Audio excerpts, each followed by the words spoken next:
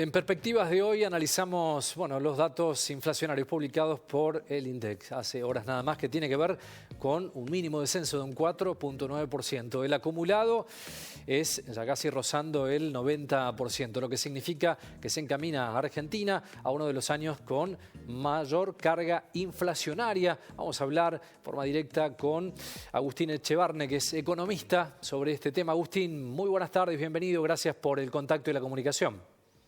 Buenas tardes, un placer charlar contigo. Bueno, igualmente, este 4,9% manifestado de inflación en la Argentina, ¿cuánto de verdad conlleva? Porque en el bolsillo de los argentinos siempre es muchísimo más lo que se percibe, ¿no? Bueno, de todas maneras, cuando mirás lo que va del año y cómo va a cerrar el año, vamos a estar cerca del 100%, tal vez sea 97% anual. Te das cuenta que es una cifra enorme, estamos en el podio de los países que tienen mayor inflación del mundo. Pero es verdad que la inflación de noviembre mostró una desaceleración un poquito más fuerte de lo que esperábamos. De hecho, nosotros observamos los precios semana a semana y en nuestro cálculo daba un punto más, 5,9. Generalmente podemos tener una diferencia de 0,1, 0,2. Esta fue la diferencia más grande que hemos tenido con el gobierno, pero también es cierto que otras veces ha sido la del gobierno la que salió un poquito más alto, así es que tampoco eso no me indica nada por ahora. Lo que sí te puedo decir es que lamentablemente no creemos que vaya a continuar la baja de la inflación, más bien al contrario. Nosotros seguimos observando que todo lo que hizo que la inflación suba continúa, o sea, las causas de la inflación continúan. Entonces, más allá de que bajó un poco la carne, mejor dicho, subió un poco menos el precio de la carne, tal vez por la propia sequía que hizo que algunos ganaderos no puedan retener engordando el ganado y tuvieron que vender, y entonces eso te hace un tema de mayor oferta puntual. Pero si sacás esos efectos, la realidad es que la causa de la inflación sigue siendo el déficit fiscal y la emisión monetaria que eso conlleva, ¿no? Está claro, sí, lo veíamos como uno de los factores realmente para analizar. Esta política de precios justos también que se evalúa para atenuar. Uno tiene la sensación de que se generan parches, ¿no? Fundamentalmente, y no hay decisiones a mediano y largo plazo en el aspecto económico, porque es muy difícil prever este 60% que se imaginaba allí en el presupuesto pactado para 2023. Con estos números es casi imposible, ¿no? Sí, si recuerdas, el año pasado el presupuesto decía que este año íbamos a tener 30% de inflación. Nosotros estimamos que iba a ser el doble, que iba a ser 60%, nos decían que éramos agoreros, pero simplemente cuando mirábamos los números del Banco Central decíamos es imposible. Y no solo nos fuimos agoreros, sino que nos quedamos cortos. O sea, la inflación, en lugar de ser el doble de lo que decía el gobierno, va a ser más del triple.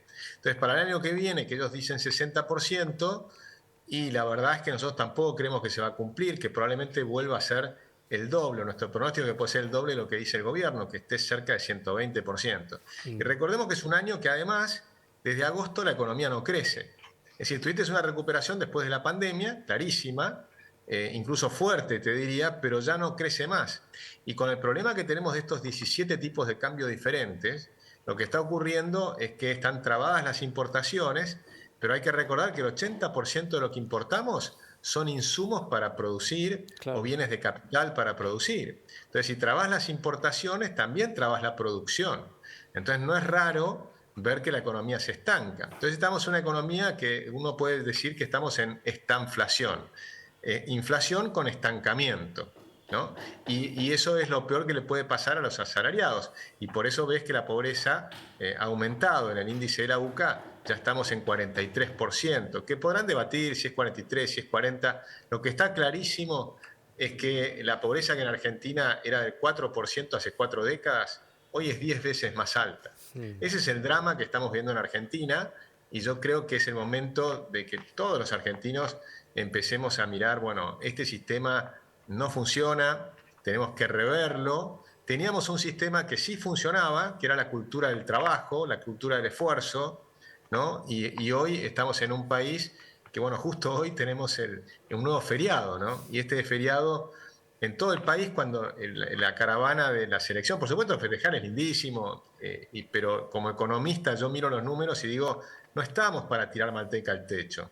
Entonces no podemos cometer estos deslices que son muy negativos para el país. hay una falacia muy grande que dice que los feriados sirven para mover la economía. Eso es falso. Imagínate si tuviéramos feriado todo el año. Obviamente nos morimos de hambre. Entonces es ridículo pensar eso. Entonces tengo que empezar a mirar el feriado, por supuesto, algún sector se beneficia por el turismo, pero todo el resto de los sectores se perjudica.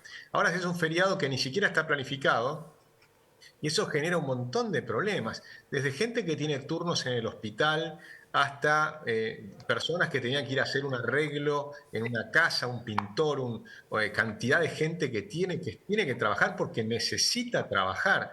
Y no podés decirle, no, hoy no trabajas. O una pyme que le decís, bueno, si querés que trabajen le tenés que pagar el doble. Pero pará, si apenas le puedo pagar el sueldo y no ando demasiado bien y la economía está estancada y la inflación es altísima. Es decir, parece que esta gente nunca llenó un formulario 931, ¿no? O sea, nunca contrató una persona. Sí, es la cultura del no trabajo porque se transmite en forma directa eso. Pensaba, en este feriado que se decidió a última hora de ayer con todo lo que significó para las empresas y demás poder reubicarse. Los que se vienen, ¿no? El 23 y el 30, lo que significa también los asuetos administrativos para administración pública, para los bancos. Y también hablamos, porque desde esta señal del interior del país, veíamos con mucho desagrado esa situación de ver los festejos. Nosotros no viajamos a Buenos Aires para ver los festejos de la selección argentina. Y encima parase el país. Entonces, esta sensación de burbuja, ¿no?, de aquellos que nos gobiernan es realmente cada vez más palpable, ¿no? Porque parecen que no hay sentido común en estas decisiones que se toman, Agustín. Exacto, y en cambio creo que deberíamos aprovechar este triunfo que ha tenido la selección para admirar cómo lo hicieron. Porque no fue una casualidad que ganamos el campeonato del mundo, no. Fue un grupo de gente que trabajó 4 años y medio de una manera tremenda, ¿no?, que compitió en todos lados. Entonces fíjate que si nosotros aplicáramos esas reglas para la economía argentina, la Argentina andaría mucho mejor, que es la Argentina del esfuerzo, la de planificación, la de trabajar bien, la de competir. Nosotros tenemos una economía cerrada, las empresas no compiten con nadie. O sea, nosotros no competíamos antes con los países centrales porque te decían que eran demasiado productivos, ¿no?, con Estados Unidos, Europa. Después te dijeron, pero tampoco podemos competir con países como China porque tienen sueldos muy bajos. No podemos competir con la India, con Indonesia. Después te dijeron, tampoco podemos competir con México porque México se puso en el NAFTA, claro, y compite con Estados Unidos y Canadá. O sea, ellos pueden competir con Estados Unidos y Canadá, pero nosotros no, que somos más tontos. ¿Qué nos pasa que no podemos competir con nadie? Y nos quedamos encerrados en el Mercosur. Y mismo en el Mercosur, Uruguay quiere competir. Y se quejan para que Uruguay tampoco compita. Es decir, realmente sí, creo que es una buena oportunidad para mirar la selección. Sí, yo creo, porque me parece, Agustín, que el cambio tiene que ver con nosotros también, ¿no? En el momento de la votación y de emitir el dictamen para cambiar un poco el escenario. No nos queda mucho más tiempo, Agustín. Ha sido súper interesante hablar contigo. Te comprometo para en un par de semanas volver a llamarte y hablar un poquito de lo que nos pasa, ¿no?, en esta realidad económica. Gracias por el tiempo, ¿eh? Encantado, un abrazo grande. Un abrazo, saludos.